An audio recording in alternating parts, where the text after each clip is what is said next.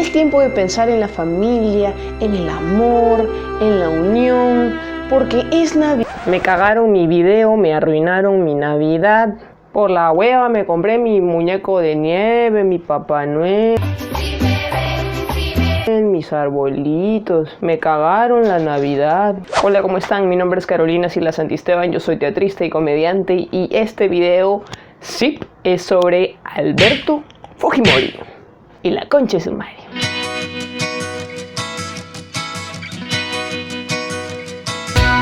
Ya sé. Tú eres genial como comediante, pero de política te falta un culo. La próxima vez que hables de política te dejo de seguir.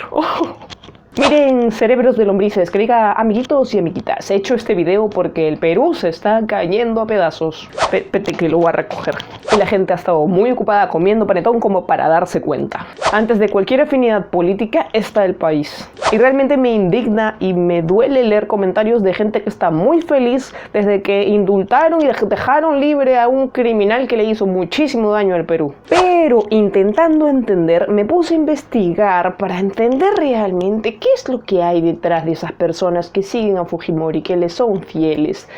Así que me puse a buscar información y me encontré con cosas que no sabía, como con cosas que no recordaba bien, como con cosas que sí recordaba, que leí en la universidad o que aprendí o que escuché en la radio o vi en las noticias.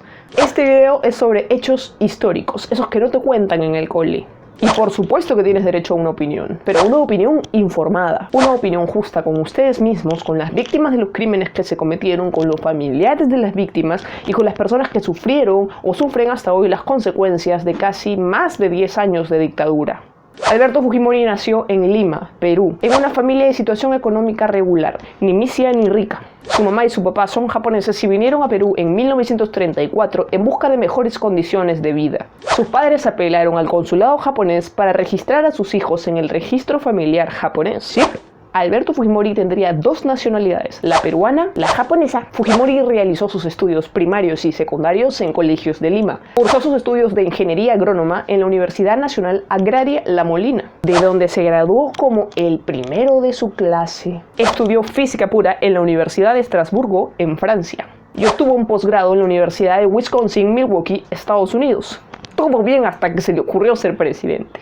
Era un capo. Como presidente quizás no, pero era un capo. Regresó a la Universidad Nacional Agraria para ser profesor y llegó a ser decano de la Facultad de Ciencias. Fue elegido como rector y un tiempo después como anfitrión de un programa de televisión nacional llamado Concertando. Con razón tenía experiencia como conductor, pues sabe hablar, te mete flor, pero sabe hablar. Fujimori comenzó su carrera política en 1990. Fue el outsider de las elecciones. Obtuvo el 20% de votos en la primera vuelta.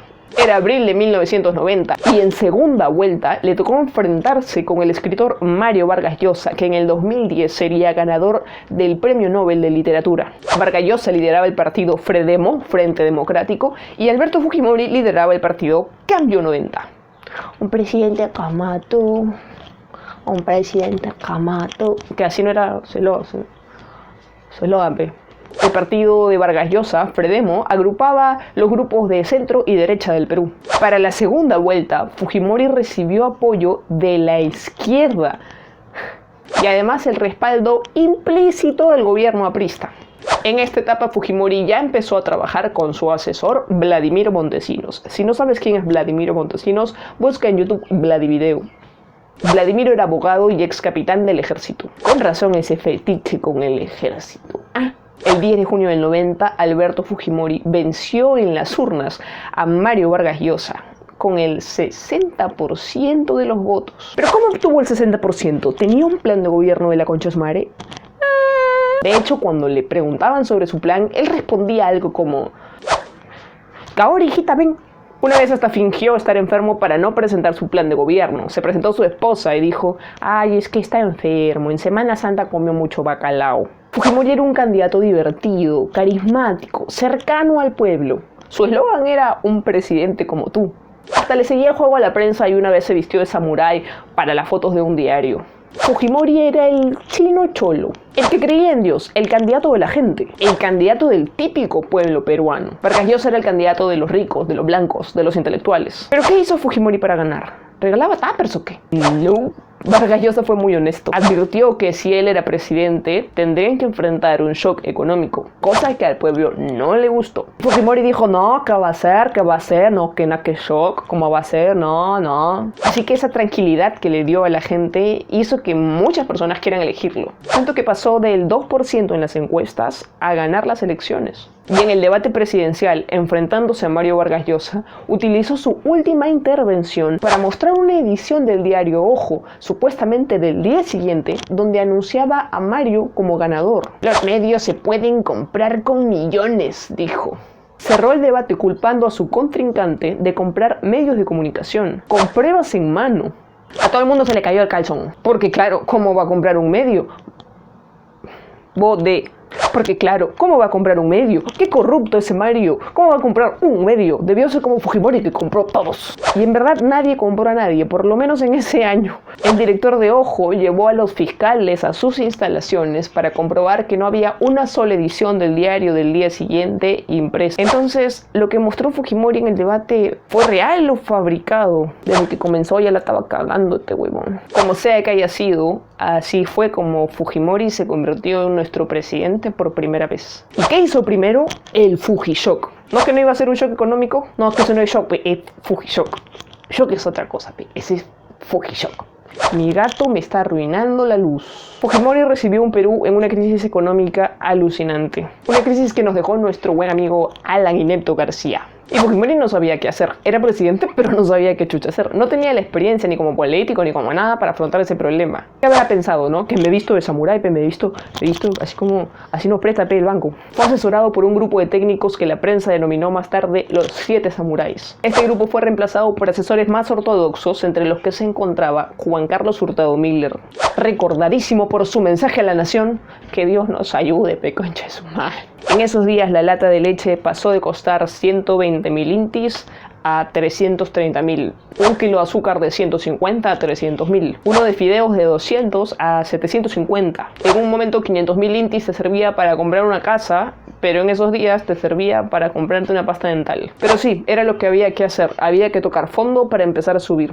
Y quizás este sea uno de los hitos más importantes del gobierno de Fujimori, por lo que mucha gente lo recuerda como el héroe que nos salvó de la crisis económica. No fue él, sino sus asesores, pero qué chucha, nos salvó de la crisis. Los principales hitos de su gobierno fueron la disolución del Congreso, la privatización de Hasta tu calzón, la nueva constitución de 1993, que dejaría que él se reelija como presidente, la derrota del Sendero Luminoso y el MRTA, grupos terroristas que aterrorizaban al Perú en ese tiempo, y muchísimos tratados de libre comercio. Les voy a hablar solamente de algunos, porque si no, pues este video tendría muchos episodios. Por ejemplo, la disolución del Congreso. ¿Por qué se dio? La oposición de Alberto Fujimori no le daban carta blanca para su estrategia antisubversiva o por algunas otras políticas que él quería aplicar. En verdad no le daban carta blanca para hacer lo que él le daba la gana. Entonces él dijo: mamá, no me dejan cagar al Perú.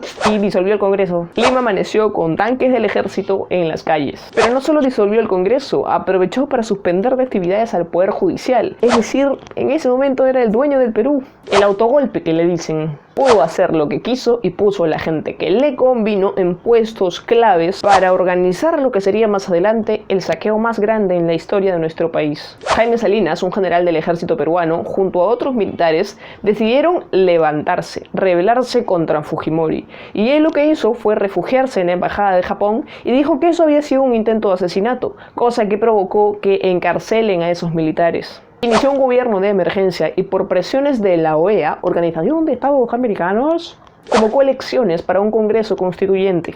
Aprobó además la Constitución de 1993, que permitía la reelección presidencial por un segundo periodo, le daba más poderes al presidente y le quitaba facultades al Congreso. Fue aprobada por solo el 52% del país y es la que nos rige hasta hoy. ¿Por qué, peruano? ¿Por qué? ¿Por qué?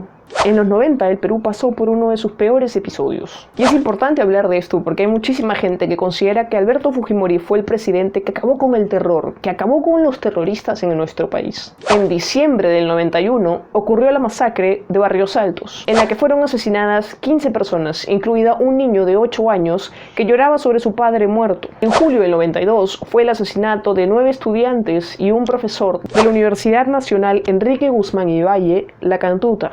Estos crímenes fueron cometidos por el Grupo Colina, conocido como el Escuadrón de la Muerte. Un grupo paramilitar que en verdad era algo así como un grupo de sicarios que no solamente tenían de misión acabar con los terroristas, sino que de pasito también mataban a los líderes que estaban en contra del régimen de Fujimori. Por ejemplo, Pedro Wilca, un líder sindical, padre de la hoy congresista Indira Wilca. El Grupo Colina dijo en el juicio por estos crímenes que estas víctimas habían sido terroristas en aras de reducir su pena o que la gente considere que, bueno, como eran terroristas, está bien que los mates. Sí, claro, seguramente el niño de 8 años era todo un futuro Abimael Guzmán. Benedicto Jiménez, fundador y director del GEIN, grupo que capturó a Abimael Guzmán, líder de Sendero Luminoso, grupo creado para acabar con el terrorismo, dijo claramente en el juicio: es inconcebible pensar que un grupo de dirigentes o militantes de Sendero vivieran juntos en un solar de Barrios Altos. Aún la masa vivía dispersa y solo se juntaba para una acción determinada. Los muchachos de la cantuta eran zampoñeros, se dedicaban a la música, no eran dirigentes subversivos, eran un grupo de artistas populares que les gustaba la música y eso era todo. Así hubieran sido terroristas, el gobierno tenía la responsabilidad de capturarlos y meterlos presos, castigarlos, condenarlos, no matarlos. ¿No dicen ahora que quieren la reconciliación y no deberíamos pedir venganza? Venganza sería torturar a Fujimori como él hizo con su esposa. Venganza sería esterilizarlo como las 300.000 mujeres que esterilizó en su gobierno. Venganza sería matarlo, como mataron a estos supuestos terroristas. La Comisión de la Verdad y la Reconciliación comenta en sus conclusiones generales que a partir de 1985 las fuerzas policiales ya tenían un conocimiento mucho más avanzado sobre la organización y las formas de acción de los grupos subversivos. Desde el 85, desde el gobierno de Alan. No fue la pólvora que descubrió Fujimori. Es un trabajo que vino desde hace años. Los resultados más célebres se vieron en el 92 con la captura de Víctor Polay Campos, líder del MRTA, y de Abimael Guzmán, de Sendero Luminoso, que fue por el GEIN, no por el Estado en sí. Lo que tenía Fujimori, Montesinos y los altos funcionarios del SIN era una estrategia de mejor terrorista muerto que vivo. O sea, vamos a matar a todos. Al que tenga cara de terrorista, el que no habla español porque seguro es terrorista, ese que tiene pinta de terrorista, ese que habla como terrorista. Y así murió un montón de gente inocente. A veces incluso solo para cumplir la cuota de capturas. Fueron culpables de asesinatos, de desapariciones de gente inocente, de masacres perpetradas por el Grupo Colina. Paconcha, luego de haber sido reelegido por una segunda vez, gracias a la Constitución que él mismo creó en el 93, promulgó la ley de amnistía, que dejaba limpios de polvo y paja a todos los militares que habían ejercido abusos en la época de violencia. O sea, el Grupo Colina salía limpio de todos los crímenes que había hecho. Además, cuando quiso ser reelegido por tercera vez, tuvo que destituir a miembros del Tribunal Constitucional que decían que eso era inconstitucional porque su propia Constitución solamente le dejaba ser elegido 2 veces, pero él quería 3. Así que vio quiénes se la iban a poner complicada y con maniobras antidemocráticas los destituyó. Los sacó, hizo así y se fueron.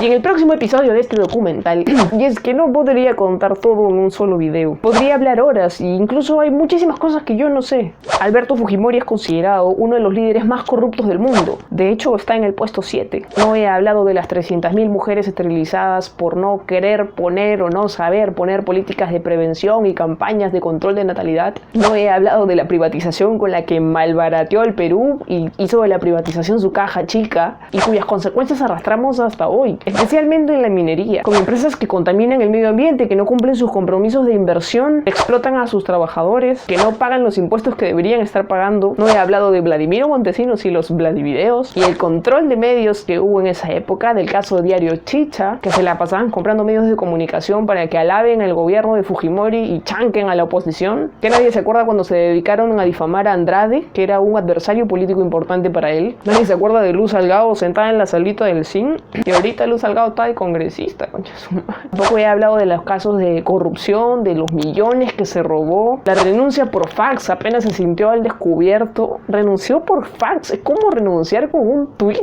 Es que él dijo, ta huevón, primero renuncio antes que me voten. Su exilio en Japón, la extradición, los juicios en Perú. ¿No se acuerdan del sí, lo está? Están probados sus delitos. Él estaba preso por delitos probados. Y lo acaban de indultar. Acaba de recibir el indulto humanitario. Humanitario. Una persona que nunca tuvo respeto por los derechos humanos. Una persona que no es un enfermo terminal. Y que encima tenía una celda de 800 metros cuadrados donde tenía hasta taller de pintura. Alberto Fujimori fue encarcelado por los crímenes de Barrios Altos, la cantuta, usurpación de funciones, secuestro, delito de peculado. Debe cumplir su condena. Y ni siquiera estoy contando los delitos por los que todavía no ha sido procesado. No es venganza, es justicia, es memoria. Sabiendo todo esto, eres fujimorista, porque si no sabes los hechos y hablas desde la ignorancia, se entiende. No sabías, todo el tiempo te dijeron que él era un tipazo, un valiente. El único que tuvo los huevos de matar. Ah, sí, y no solo es un criminal, también es homofóbico. Su partido es el que obstaculiza todos los proyectos de ley que buscan reconocer nuestros derechos como personas LGBTI. ¿Cómo pueden haber personas LGBTI fujimoristas? Es algo que no logro comprender. Si sabiendo todo esto eres fujimorista, creo que decir que eres egoísta, elitista y discriminador sería decir poco. Brother, considérate cómplice. No digas que no eres elitista si no te importa porque otros fueron los asesinados. Porque así es como creció el terrorismo, ¿no? Cuando todavía no nos tocaba. Cuando pasó en Lima fue cuando dijeron, ¡ay, chucha! No digas que no eres discriminador si justificas las esterilizaciones forzadas. Porque esas mujeres tienen hijos como conejos. Son pobres, ¿cómo los van a mantener? Mejor que les hayan hecho eso para que no nos llenen de hijos. Lo siento, enójate, oféndete. Pero no conmigo, sino contigo. La verdad duele. Después de todo, podrías seguir viendo Netflix. Tú también. ¿Qué estabas haciendo en los 90? Yo estaba jugando a las sombras. Perrito, el lagarto. No pasaba nada. Total, la luz igual llegaba, ¿no?